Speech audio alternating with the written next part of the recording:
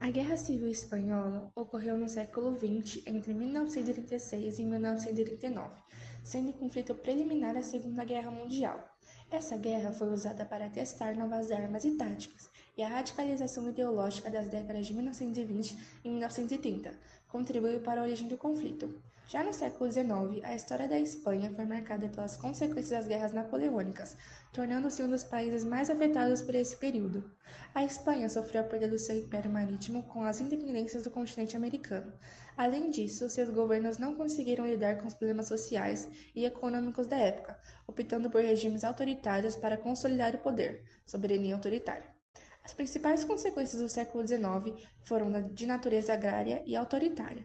A monarquia, apoiada pela aristocracia local, atuou sem uma verdadeira industrialização ou modernização de suas instituições. A crise do sistema político espanhol teve início em 1833, quando Fernando VII morreu, e com isso a Espanha entrou em sua primeira guerra civil. Essa guerra ficou conhecida como a Primeira Guerra Carlista, envolvendo dois principais grupos, os carlistas e os liberais. De um lado, os carlistas, compostos por conservadores, eram contra as reformas e defendiam a monarquia absolutista, fortemente ligada à Igreja Católica, e com o lema Deus, Pátria e Rei. Do outro lado, os liberais apoiavam as reformas e acreditavam que o período de regência possibilitaria a modernização do país. A guerra durou 7 anos, e os liberais saíram vitoriosos em 1840. No entanto, o choque entre os dois grupos continuou a existir. A Segunda Guerra Carlista ocorreu entre 1842 e 1876, impulsionada por revoltas internas. A solução para o conflito foi a ascensão de Afonso XII, neto de Fernando VII, ao trono. Seu governo, marcado por uma monarquia constitucional e não absolutista, foi amplamente aceito pelos republicanos, enquanto os carlistas radicais foram derrotados. Adotou-se então o sistema de turnos, no qual os liberais e conservadores revezavam no cargo de primeiro-ministro. Esse sistema permaneceu até 1931, sendo substituído pelo governo de Afonso XIII, filho de Afonso XII, que acabou trazendo novamente crises ao cenário político espanhol. Em 1898, a Espanha sofreu uma derrota significativa na Guerra Hispano-Americana, perdendo importantes territórios como as Filipinas, Porto Rico e Cuba. Além disso, em 1918, o país enfrentou a pandemia da gripe espanhola, que resultou em cerca de 300 mil mortes.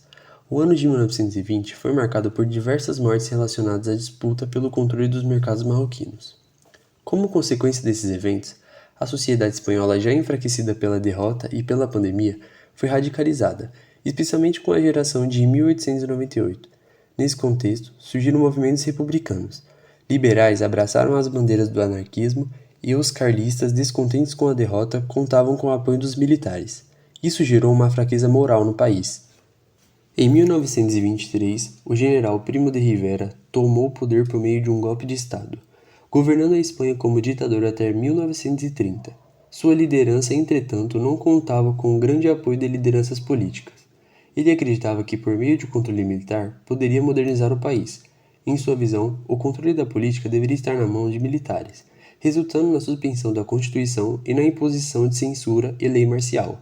Em sua política, defendia o lema Deus, Pátria e Monarquia. O filho de Rivera organizou o movimento falangista, um movimento fascista e nacionalista espanhol, também chamado de fascismo clerical, já que unia a radicalização do Estado Nacional em seu papel social, a autoridade da Igreja Católica e dos valores tradicionais. Com a crise de 1929, a economia da Espanha entrou em colapso, e Rivera foi forçado a renunciar. O legado desastroso de sua ditadura repercutiu no rei, que abdicou do trono e fugiu do país. Em 1931, foi instaurada uma república com a tentativa de modernização política, como o voto feminino e a descentralização do poder pela federalização, e regiões como o País Basco e a Galícia voltaram a contar com autonomia. Uma das principais questões que dividia a Espanha era o papel político da Igreja Católica. Liberais e socialistas viam a instituição como inimiga da modernização e símbolo de autoritarismo. Nacionalistas e conservadores defendiam a Igreja como guardiã dos valores espanhóis e símbolo de legitimidade. Outro tema importante, divisor da sociedade, era a reforma agrária.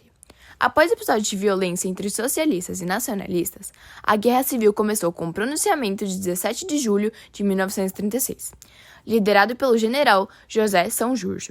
Ou seja, oficiais militares iniciaram um golpe via um manifesto de desobediência ao governo. São Jorge escreveu que desejava fazer os partidos políticos desaparecerem, limpar dos ciclos nacionais toda estrutura liberal e destruir seu sistema. São Jorge morreu dias depois. A Guerra Civil Espanhola foi marcada pelo papel de outros países.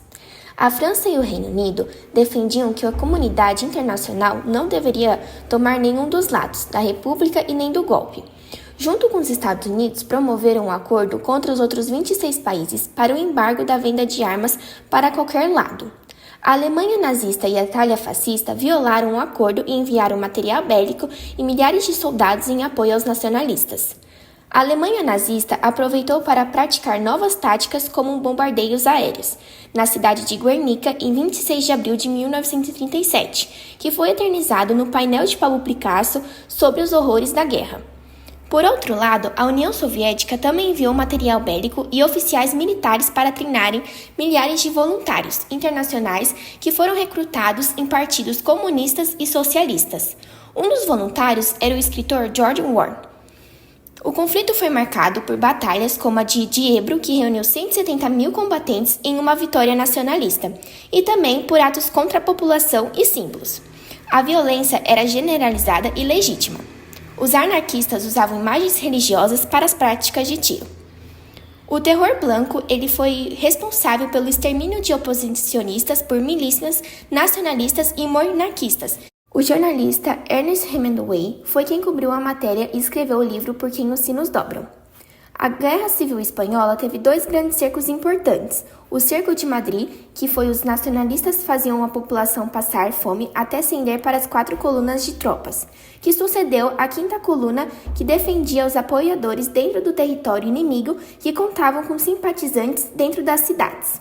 O outro cerco foi a queda de Barcelona, que ocorreu em 1939 e marcou a vitória nacionalista, tendo Francisco Franco como líder nacionalista que iniciou sua ditadura em 1939 a 1975, sob a bandeira da Falange, único partido admitido em seu regime que reuniu os movimentos nacionalistas e os católicos. A guerra custou 500 mil de vidas e sucedeu a crise econômica e a fome. Após a guerra, 600 mil espanhóis foram para o Brasil buscar refúgio. O quadro Guernica, de Pablo Picasso, não tem o objetivo de ser belo no sentido tradicional, mas sim de provocar uma profunda reflexão sobre os horrores da guerra. Pintado em estilo cubista, utiliza formas geométricas para compor uma cena caótica e fragmentada, simbolizando a destruição e o sofrimento causados pelo bombardeio da cidade de Guernica durante a Guerra Civil Espanhola. Cada elemento da obra tem um significado profundo.